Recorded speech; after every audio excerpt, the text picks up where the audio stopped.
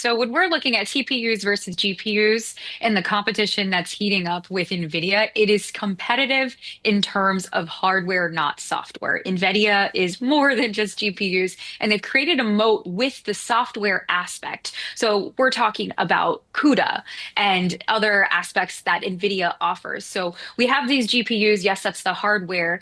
GPUs are more general. We started as a graphics card. Now they've been utilized as AI, whereas TPUs are a little more focused on AI, hence why the enhancement. But if that makes me really go back to what happened with DeepSeek when we had a sell off on NVIDIA, when in all reality, there's a huge TAM for all of artificial intelligence and a lot of room for everyone at the table. But from a competition perspective, we cannot forget the software and the moat that is happening around NVIDIA. And the pipeline is still very large, especially with Blackwell, and there's still a lot of spending that's happening. So I don't think that this is a direct competition more broadly. It's just in one component of NVIDIA because of the software. You need it to train the models. Replacing your entire stack is just such a big lift. I don't see how that would shift all the way to Google. Google's TPUs are going to be more of an enhancement, whereas you still need to rely a lot on NVIDIA because of the moat that they've created, because of the software capabilities. All right, Rick, and as we look at NVIDIA, and as we've talked about NVIDIA on a near daily basis in terms of the technicals we're seeing, the last month has been a bit of a rough go for NVIDIA, a lot of choppiness. They're down more than 7%, but year to date, still up close to 30%. When you look at the technicals of how it's been affected by some of this AI bubble talk and these recent headlines, what are they showing us? So like our last chart, we had more of a rising wedge type pattern here, but the main difference is that this one is much less steep here. This was a much more gradual ascension here rather than Alphabet's a very sharp rally. So in this case, what we had was a sideways range you could identify here between about 165 and 185. Then after some fluctuations, we had our highs here near 212. And another thing, too, that you could consider is it looks like a head and shoulders type setup was developing here. You can see our shoulders and our head, and this was our neckline, which is the breakdown point there near 177. So we bounced off that area several times, including yesterday. Now it's seeming like perhaps we could be moving more toward the downside here. So if you were to look for further support going lower, 165, as I said, our low point from our range stands out as a potential supportive area for a pullback if we do start to break more to the downside here. So now, if you consider the momentum picture here, RSI once again looks extremely different. We can see that our downward trend line is being broken, though, but not really getting a corresponding push back above that 50 midline here. So a bit of a flop so far, but the day is still young. We'll have to see what happens here in this name. If we were to move to the upside, short-term resistance here at these repeated lows near 177 stand out. So look for momentum to push above 50 in tandem with that development there. So we can also see here that we have our moving averages lining up with our linear regression line, as well as the 185 level is also quite close. So 185 to 188, that would be the resistance point, and that would also mark the point where we start to move out of this big volume node here. So that's the heavy volume area. That's where the bulls would want to clear in order to resume some kind of uptrend here. Really very little in terms of heavy trading activity until all the way down here near 155 with our moving average, our 252-day EMA. Yeah, and NVIDIA right now trading at 173.98, down a little bit more than 4.5%. Google's chips are potentially useful to Meta because they could be customized for massive AI tasks in a specific cloud, like, say, video recommendations and Reels, say. But most companies don't have AI needs at that scale, and they want to work across multiple different clouds. So is Google really competing with NVIDIA? Yeah, I mean, I would say no. I mean, I think we got to remember, right, the first customer for TPUs is primarily Google, right? They've built those for their services, everything from YouTube to search to Gemini, as we see today, and it runs very, very well on that as a specialized platform. And you're right, Meta, maybe a couple of other names. You're seeing this around Anthropic, right, who's going to do a deal and is trained and run on TPUs. But really, the architecture or the architectural compatibility with GPU is much more programmable, much more flexible across the stack is still why we see a lot of public workloads, so third-party customers workloads. And remember, right, Google in GCP has a lot of NVIDIA as well that they will continue to need to offer their customers. So really not competitive in the chip sense, but obviously, right, they are running a whole host of software on their own chips, and that's, worth noting for what it is. Here's my metaphor that I want to run by you, since we were making bull puns earlier. It's like if Google's supplying a specially raised beef cow to McDonald's for the quarter pounder, and McDonald's has its own ranches because it sells billions of burgers. That doesn't mean steakhouses and everybody else is going to buy the same cow, because they want to have different options, local butchers that they're going to buy from, or at least a standard type of beef, and that's more what NVIDIA sells, right? Yeah, no, absolutely. And I think, again, right, just the general purpose natures of GPUs in this, I think, just lend themselves to architectural compatibility across clouds, right? And don't, forget, right, NVIDIA has the largest install base by a large factor of GPUs. This matters, right, to software developers. So you're absolutely right. The specialized nature of things like TPUs or other custom ASICs are great when that software is highly optimized for it. And that's why you see first parties use it more than third parties. And the question will be, will third parties in public cloud start to adopt these more than they do NVIDIA GPUs? And that's not a dynamic we see today. Now, at the same time, this does fall into the same bucket as Amazon AWS having its Trainium and Inferentia chips. Inferentia much more relevant now that there are more inference workloads running on these models that have already been trained and figured out. How are you modeling how much those cloud providers are going to save in AI from their own chips and how much market share that's going to keep away from NVIDIA?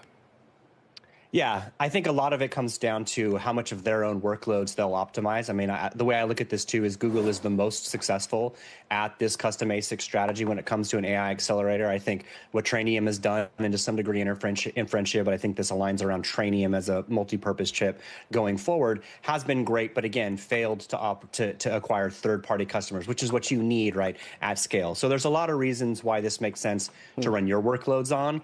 How much that takes away from NVIDIA, I'm not sure. But at the end of the day, right, we're in what I'm now calling a gigacycle of this industry, one of the largest dollar TAM expansions we've ever seen. There's so much money to go around if you believe numbers like $700 billion or $1 trillion in 2030. And right now, it seems like NVIDIA is going to have the vast majority of that. So, Ben, is there an VMware type play that's going to emerge across these different clouds? Once we have, Rainier on AWS, that's maybe specifically good at Anthropic, but you also want to run Anthropic somewhere else. Does there need to be an AI middleware type layer so that you can actually get the financial benefit of efficiency on a given cloud, but also get the programming benefit of not having to write special to each one? Yeah, absolutely. And I do think a lot of people talk about this, especially if you talk to all of the cloud vendors, right? They're trying to say, we want to optimize this stack so you don't have to make this massive lift and shift for your software. You can just run it wherever you want. That's just not where we are today, but 100%, especially because I think multi-cloud, multi-AI cloud deployments are going to be a thing across enterprises, meaning that they're going to want to put portions of those workloads everywhere. They don't want to custom tune all these things. They want one standard programming language or one optimization set, and then have the options to run that whatever is best for them, whether that's speed or economics or performance or something like that. So I think someday we'll get there, but we're still what feels like a long way off from that reality. With Nvidia, AMD, and Intel all finding support at important price points, chip stocks appear to be stabilizing heading into the holiday season. Due to the sector's modestly positive consolidation pattern, buyers are still entering on pullbacks. It makes sense that Nvidia appears to have reached a somewhat low point on Tuesday at the $170 mark. It has received support on several occasions. Naturally, there was no trading on Thursday. In the US, it was Thanksgiving. In the end, I believe we are currently attempting to establish a bottoming pattern. I certainly think there are purchasing chances during short-term pullbacks. Furthermore, I would never seriously consider shorting this market, at least not in the current climate. As we approach the holidays, I believe we are attempting to create a consolidation area of some kind with a marginally bullish influence, much like the broader market. I am therefore a buyer of dips. Nvidia will probably test $200 once again in the future. Since AMD's current floor is $200, it appears to be fairly similar. We may experience a slight squeeze because we are nearing the 50-day EMA, but I still believe you have a chance to gain value on dips. The 200-day EMA is slightly above the $170 mark, which is essentially where the gap was from a few months ago, if we do break down. Watch that then. However, I also acknowledge that this industry as a whole generally moves in unison. Additionally, it appears to me that this area is attempting to rally. We'll have to wait and see if we have that type of momentum, but $260 might be your ultimate target. Take note of $230. Getting above the 20th candlestick would be a major win for AMD because it's really ugly. On November 19th, Nvidia revealed its fiscal 2026 third quarter results for the 3 months that ended October 26th, allaying any worries about the state of the artificial intelligence AI sector. Since its graphics processing units, GPUs, and other products are essential components of the data center infrastructure required to execute AI workloads, Nvidia is a bellwether for AI. Therefore, at a time when worries that AI stocks are in a bubble have been mounting, the company's better-than-expected results were just what the AI sector needed.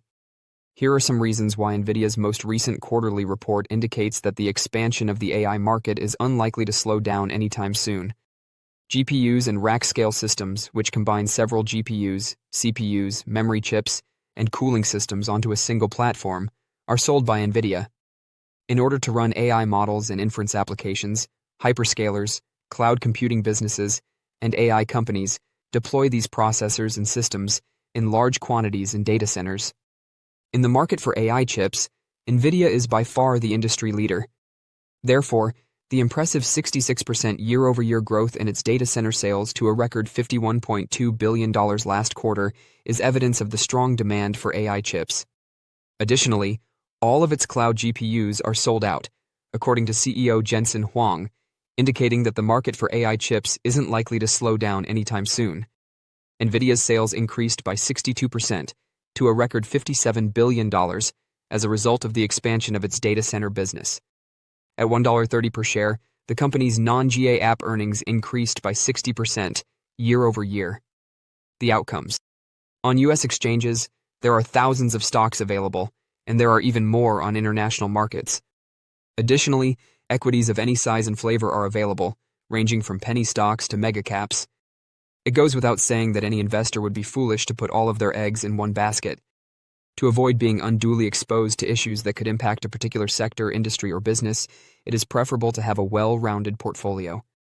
The decision seems obvious, though, if I had to buy a single stock and keep it for a long time. Nvidia would have to be the answer. Nvidia is more than just the largest corporation globally in terms of market capitalization. Given the significant technology advancements that are currently sweeping the globe, it is possibly the most significant organization. Systems for artificial intelligence, AI, are expanding at an astounding rate as businesses try to integrate the technology into internal and external operations. Healthcare, finance, consumer goods, the automobile sector, and even government organizations are all impacted. Everyone is searching for methods to either use AI to improve the efficiency of their operations or to develop AI-powered features that increase client revenue. In the midst of all of this, Nvidia is ideally located. Data center operators are unable to purchase its high-end graphics processing units, GPUs, quickly enough. These GPUs are put in server clusters and provide the essential parallel processing capacity required to train and run the most complex AI systems. Data center sales accounted for $51.2 billion of Nvidia's $57 billion in sales during the third quarter of its fiscal 2026, which concluded on October 26th. While data center sales surged by 66%, overall sales jumped by 62% over the previous year. In the earnings statement, CEO Jensen Huang stated that cloud GPUs are sold out and Blackwell sales are off the charts. Nvidia and OpenAI partnered just in the third quarter of the fiscal year. As part of the new agreement, the chipmaker would invest $100 billion in the privately held company and sell 10 gigawatts of processing power to the ChatGPT creator. Additionally, it declared that Anthropic would purchase GPUs to provide 1 gigawatt of processing power. Anthropic is also required to purchase $30 billion worth of Microsoft Azure processing power, which will be fueled by NVIDIA GPUs as part of that agreement. along with a groundbreaking collaboration with Alphabet, Microsoft, Oracle, and xAI to develop domestic AI infrastructure using Nvidia GPUs. It also has agreements with Intel and Palantir Technologies. According to Huang, Nvidia is in a prime position as a result of three massive platform transitions in computing: the rise of agentic AI, the expansion of generative AI, and the shift from CPU general computing to GPU accelerated computing. He told analysts following the company's results release that there has been a lot of discussion about an AI bubble. From where we are, we see something quite different. Remember that Nvidia is not like any other accelerator. We are excellent in all areas of AI. When demand for Nvidia's flagship Hopper H100 chips skyrocketed in 2023, the company's AI phase began. The company's revenues are anticipated to continue rising quickly, with its upgraded Blackwell and Blackwell Ultra lines already available, and its next-generation Rubin architecture GPUs scheduled to be available next year. According to CFO Colette Kress, Nvidia will be the superior choice for $3 trillion to $4 trillion in yearly spending on AI infrastructure by 2030. Nvidia predicted $65 billion in revenue for its fiscal fourth quarter, which would translate into $212.8 billion in revenue for the fiscal year 2026. Nvidia would see a compound annual growth rate of 36% over the following 5 years if it could get only 33% of all AI infrastructure spending in calendar 2030, which would equate to an incredible $1 trillion in revenue annually. For a company whose market capitalization hit $5 trillion earlier this year and is still valued at more than $4.2 trillion despite its recent decline, that would be incredible growth. Nvidia will undoubtedly set many more milestones and give its investors substantial profits if it can even approach those forecasts. This business is literally changing the rules as it goes along, defying all expectations. It's my one surefire stock to purchase and own for the upcoming years because of this. Don't forget to share your thoughts and experiences in the comments below. Your input helps create a more knowledgeable community where we can all learn and grow together in the world of investing. Stay up to date with the latest market trends, insights, and key updates by subscribing to Investing Tutorial. We're here to help you make smarter investment decisions and stay ahead of the curve. Dan, the AI story here took a little bit of a turn over the last couple of days here. Meta placing a big chip order with Google, further calling into question the position or the dominant position of Nvidia. Give us your thoughts about that whole thing. Look, Google TPU, and especially with Broadcom and TSMC as the builder, that's been around for over a decade, right? So it's not that it's new per se. I think the issue comes down to demand and supply for NVIDIA chips are 12-1. So the reality is that to supply of NVIDIA chips 12-1. Wow. So look, when you look at Meta, like they're not going to be able to get everything they need from NVIDIA. So they got to look outside. When you look what Google has, I'd say it's probably 3 to 4 years behind where NVIDIA is. But again, on some certain instances, it could be good enough. And look, that's where we're going. I mean, the reality is when it comes to AMD, when it comes to big tech, eventually you're going to see Apple, you're going to see Meta, you're going to see Microsoft. They'll build their own chips as well. But there's one chip in the world fueling the AI revolution, that's NVIDIA. So that's kind of how I thought about it yesterday. I was kind of surprised to see the sell-off in NVIDIA because my thought was, all I hear from guys like you and technology folks coming in here is that the demand for AI is just, I'm not going to say insatiable, but boy, it's outstripping supply for sure. And you got to get what you can get when you can get it. Look, just spending 3 weeks in Asia, I mean, we've seen demand accelerate 30% in the last 6 months for AI. So it comes down to, like, it's easy to call, say AI is a bubble in the spreadsheet on 25th floor of the New York City office building, but when you actually see what's happening there, look, only 3% of enterprise in the US have gone down the AI path. None in Europe. Asia, ex-China, right. And now you're seeing sovereigns in Middle East, and for the first time in 30 years, the U.S. is ahead of China when it comes to tech. You're a pinata on Wall Street. People love to go after you on Twitter. It's the close, it's the act, and all that. Underneath it, we know, folks, not only Dan Ives, but Wedbush, there's some prodigious tech chips, like going to Asia, like actually walking in a factory, find out what's going on. Here